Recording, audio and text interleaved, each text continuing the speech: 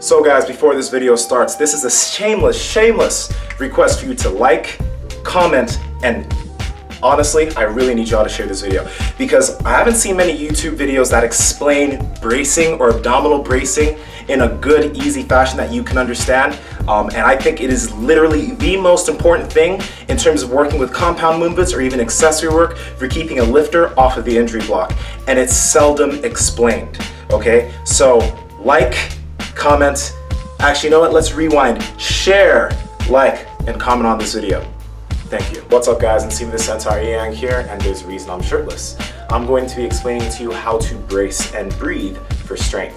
Now a lot of people talk about breathing and bracing, and a lot of athletes tend to not know exactly what that means or how to do that. So one thing I'm going to explain real quick before I get into the rest of this video is the spinal unit, okay?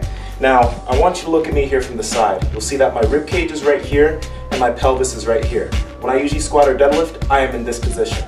A lot of people tend to be in this kind of position, or they try to have their chest up or something of that matter, and that's not a closed unit. Now let me explain what I mean by that. Imagine this is your rib cage.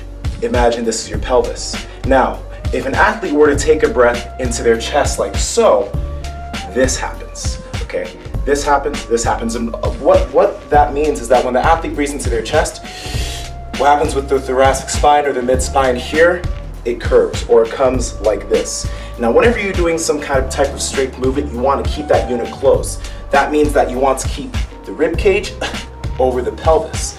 Alright, so keep it here. Right here I'm going to have a video of me squatting and doing an open spinal unit squat, where when some athletes breathe and they squat, some coaches say, oh, but keep your chest up. So what does the athlete do? They take a breath, they keep their chest up, and then they squat like this, okay?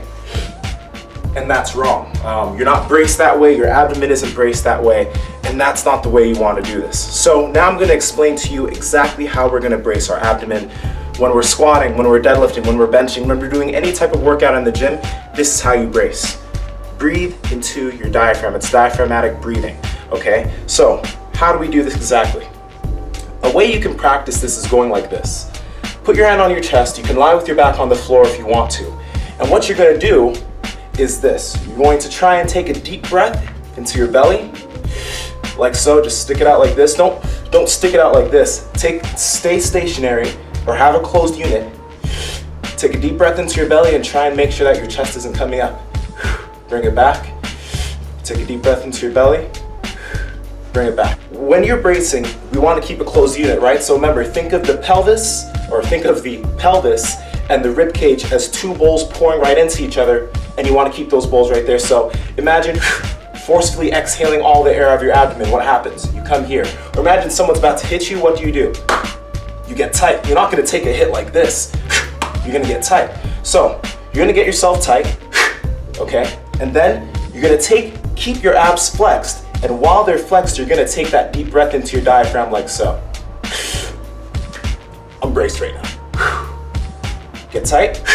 Imagine you're about to get hit. Take a deep breath into your diaphragm. While you're tight, I'm braced right now. Okay? Just like that. Down here to the right, I'm going to have a video going about how I do this when I'm squatting. I do the same thing when I'm deadlifting. I get tight, so just so you can practice this, forcefully exhale all the air out of your stomach, or imagine you're about to get hit by a person. Go like this. And then while you're flexing your abdomen, deep breath into the diaphragm, then I get down to my squat, and then I come up. Obviously I just didn't squat right now, but you keep that air in here while you're braced. You notice that I don't go like this. I don't try and keep my chest up. I don't breathe into my chest. I breathe into my diaphragm, and it fills everything up. Okay. A good analogy, or a crappy analogy for this, could be like this. Imagine this is your abdomen, okay? It's a steel bottle. So when I'm going like this, I'm braced. What do you need to do? Imagine I'm gonna take a balloon and blow a balloon up into this steel bottle with air. All right, that's the best analogy I can think of it. Your brace, or your abdomen, your abdominal wall, is like a steel bottle, and you're blowing air into it, filling it up. It's still tight, all right? A lot of people like to first take their breath and then flex. I don't think that's wrong. I don't think there's anything wrong with it. I've toyed with it. I personally do not like to brace that way, but that's just me. If you brace that way and it's working for you, keep doing what you're doing. Don't just change it because I told you to. But what I like to do first is get tight like I'm about to get hit, and then brace into my abdomen. Right now I'm going to pull out the belt because obviously a lot of us train with belts. Now I don't think there's anything wrong with training in a belt, but a lot of athletes, because they don't know how to brace correctly, they're putting on a belt, they think it's going to help them out. They go here, they get ready to squat, and then they breathe up here, and now they think they're protected. I think it's really bad, and I think that like people say, oh, if your belt's a tool, why don't you use it? A belt will increase intra-abdominal pressure if you're bracing against the belt correctly. So you need to understand how to do diaphragmatic breathing. So you need to understand how to breathe in here, and then you need to understand how to brace correctly so that when you do put on this belt, it will actually help increase intra-abdominal pressure. So you have the belt on, you get tight like you're about to get hit, and then brace against the belt, okay? It will increase intra-abdominal pressure, and it's an amazing tool to use.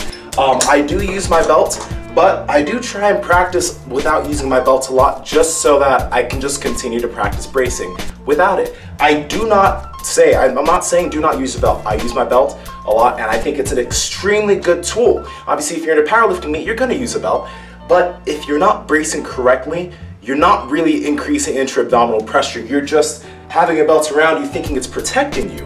But if you're not bracing, it's not doing anything for you. So know how to brace, and then practice bracing against your belt.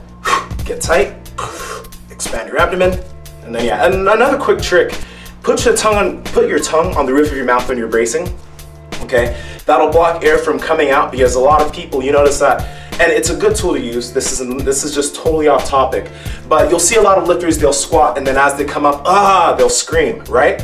That's not a bad thing to do if you know what that lifter is doing. So like I told you, get tight, right? So exhale, you're out, and get tight. What happens if you scream, or if you were to scream forcefully? Automatically, you get really tight. Some lifters I've seen at powerlifting meets, they think it's a cool thing, and they think a lot of people are screaming just because it's the thing to do, and they'll scream and they'll forcefully let all their air out, and then boom, what happens? This happens. That's not what you're doing. That's not the reason that lifter is doing that. They're doing that to get tight. So when they're at the bottom of the squat and they're coming up, they keep themselves tight that way. And you can do that. Just know the reason why it's happening and know how to implement it the right way. Quick recap on everything I talked about this video. If you want to practice diaphragmatic breathing, very important thing to do. Do it every day when you do your work or when you walk around, whatever. Put your hand on your chest to make sure it doesn't elevate. Breathe into your diaphragm, bring it back. Breathe into your diaphragm, bring it back. If you do this on your back on the ground also, it kind of helps. When you're actually bracing, get tight. Like someone's about to hit you, that hurt. Then brace. Put your tongue on the roof of your mouth so it closes up air escaping from your trachea, okay? If you're going to use the forceful exhalation technique, for example, at the bottom of a squat, make sure you're doing it for the right reason, to get tight, not to do a good morning at the bottom of your squat. And lastly, guys, the belt is an amazing tool. Use it, but don't think it's there to protect you. Brace correctly, and then use your belt. All right?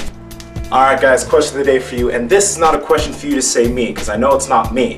But obviously you guys watch fitness YouTubers. Who's your favorite fitness YouTuber, and why do you enjoy watching their videos so much? I'm so curious about this. Now, real quick, like I told you at the beginning of the video, I really want you to share this video because no one really talks about this that much or that in depth. So please share it, like it, and then answer the question of the day because I'm really curious. This is Nsima the Centaur Ian from BreakTheBar. I just felt like doing that. And I will talk to all of you very soon.